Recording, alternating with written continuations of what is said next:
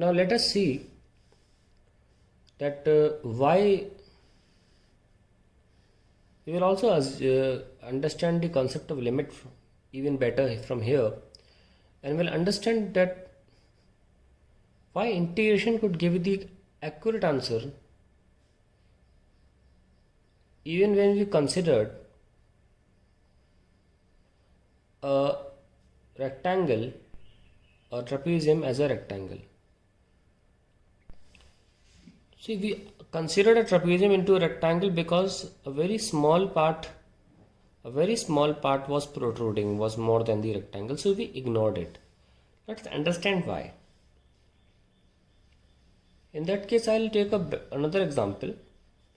Suppose I take a parabola just on this first quadrant having equation y equals to x square, and suppose I cut it to x equal to 1. So I want only this area, this portion 1 तक का मुझे area चाहिए और graph के अंदर नीचे वाला portion चाहिए. So what I do, suppose I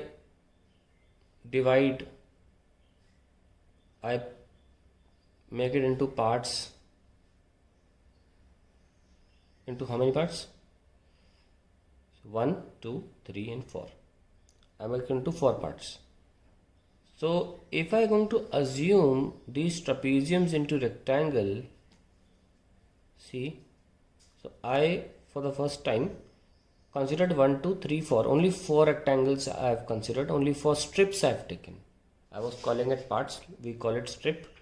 So I actually took 4 strips. Okay. So first strip, second strip, third strip and fourth strip. So when I considered only taken 4 strips, this is the part which was not taken into account, and it looks quite large. This is being ignored. अब ये काफ़ी ज़्यादा लग रहा है, तो मेरे ख्याल से जो आंसर निकल के आएगा उसमें और एक्चुअल आंसर में, क्योंकि एक्चुअल आंसर में ये शेडेड पार्ट इंक्लूड नहीं होगा, क्योंकि अल्टीमेटली हम तो लेंथ इनटू ब्रेथ से निकालते हैं ना, एरिया तो लेंथ इनटू ब्रेथ से निकालते हैं, हम ट्रेपेजियम तो मानते ही नहीं है. तो ये काफ़ी बड़ा पार्ट है जो कि इग्नोर हो जाएगा और हमारे एक्चुअल आंसर में और सिर्फ रेक्टेंगल के एरियाज में काफ़ी फ़र्क होगा. So what we can do is, हम इसे ज़्यादा रेक्टेंगल्स लेने की कोशिश करते हैं. ज़्यादा पतले अगर लेंगे ज़्यादा रेक्टेंगल्स ले पाएंगे. यहाँ पे भी आ पाएगा एक, है ना, 2, 3, 4, 5, 6 एंड दिस. अब देखिए हमने ज़्यादा पतले स्ट्रिप्स ले लिए हैं, तो उससे क्या हुआ,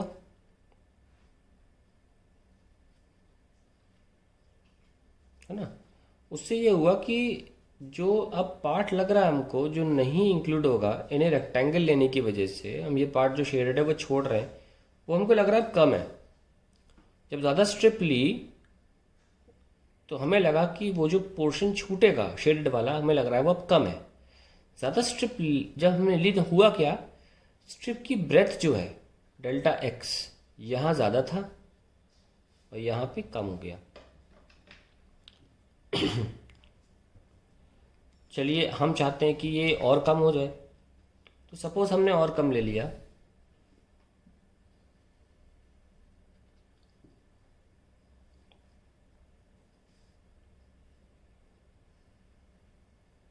ये लीजिए, now I'm taking even more thinner strips.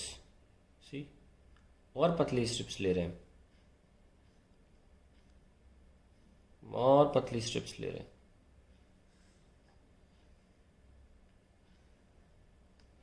ऐसा करने से देखिए जो शेडेड पार्ट है वो और कम होता चला जा रहा है ना.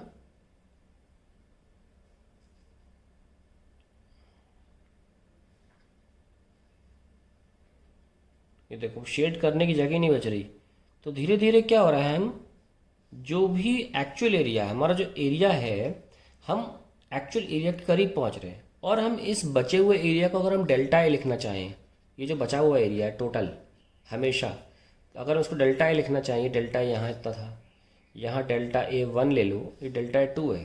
अगर इसमें जो एरिया बच रहा है, जो शेड कर रहा है, जो हम इंक्लूड नहीं करेंगे, हम देख सकते हैं डेल्टा ए 2 जो है वो लेस देन डेल्टा ए 1 है, कम हो रहा है। और यहाँ पे डेल्टा ए 3 जो है वो even less than delta A 2 है। धीरे धीरे क्या हो रहा है, डेल्टा ए डिक्रीज हो रहा है। अब आपको सोचिए, डेल्टा ए डिक्रीज होने का कारण भी तो ये है कि ये डेल्टा एक्स भी डिक्रीज हो रहा है, एंड डेल्टा एक्स यहाँ वाला जो है वो इस वाले से कम है। Now if I am saying that delta, यानी कि अगर डेल्टा एक्स कम होता है तो डेल्टा ए भी कम होता है। यहाँ का डेल्टा एक्स सबसे कम है तो यहाँ का डेल्टा ए 3 भी सबसे कम है। तो अगर मैं बोलूँ कि delta X tends to zero, अगर मैं बोलूँ कि delta X tends to zero, तो ये जो एरर है, एरिया में जो एरर आ रही है, ये भी तो 10 to 0 होगी। And that is why when I am adding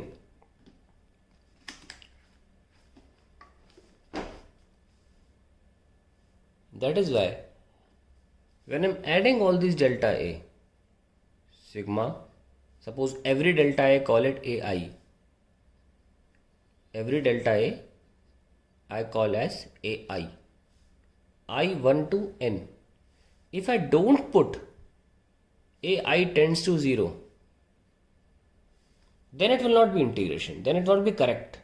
So when I put 10 tends to 0, then this AI becomes DA, and this entire thing will not be summed up by sigma. Sigma cannot sum up such small things. This sigma AI tends to 0 becomes integration, and then AI is referred as DA.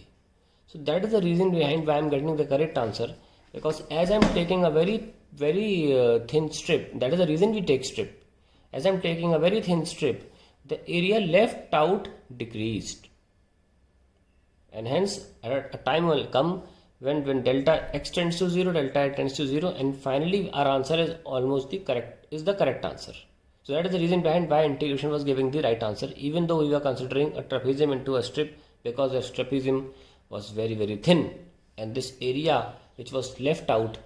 अब ऐसे मान लो अगर हम delta X tends to 0 कर दें तो ऐसे में क्या होगा, ऐसे में इनफाइनाइट पॉइंट आ जाएंगे ना, सारे पॉइंट कॉन्टैक्ट पॉइंट आ जाएंगे, all point will be contact point, तो कोई एरिया बचेगा ही नहीं इस तरह का, इस तरह कोई एरिया नहीं बचेगा। हेंस तो अल्टीमेटली कंडीशन क्या है, अल्टीमेटली क्या है कि इंटीग्रेशन की डेफिनेशन क्या है। जब मैं डिफरेंशिएशन क्या बोला था आपसे, हमने आपको डिफरेंशिएशन बोला it is slope of tangent to a curve at a point, ये बोला। और हमने उसकी डेफिनेशन लिखी कि dy by dx जो होता है, या dy by dx of y, it is limit delta x tends to 0 delta y by delta x, ठीक है। On the other hand integration क्या है, इंटीग्रेशन है it is the area under the given curve, under the given curve. And remember, so whenever someone is writing sin x dx, it means sin x is the length of strip, length of strip, and dx is breadth of strip, breadth of strip. So that means whenever you solving an integration, आपके दिमाग में एक ही चीज़ चलनी चाहिए कि हम area निकाल रहे हैं उस ग्राफ, उस कर्व का, उस फंक्शन का, हम साइन एक्स का एरिया निकाल रहे हैं। So if I am writing sine X this like this, see, so if I am, ये 0 होता है ना, और ये यहाँ पे 90 पे 1 होता है, 180 पे 0 होता है, 270 पे फिर -1 और 360 पे 0। सो अगर मैं 0 से 180 तक एरिया निकालना चाहूँ साइन एक्स का, तो वो कितना निकल के आएगा, साइन एक्स डी एक्स 0 से 90, ये मतलब होता है हम एरिया निकाल रहे हैं 0 से 90। तो इसका मतलब हुआ हमने छोटी सी पट्टी ली, तो ऊपर का पोर्शन साइन एक्स है ना, और नीचे y इक्वल टू 0 है, तो वही लिखा हुआ है।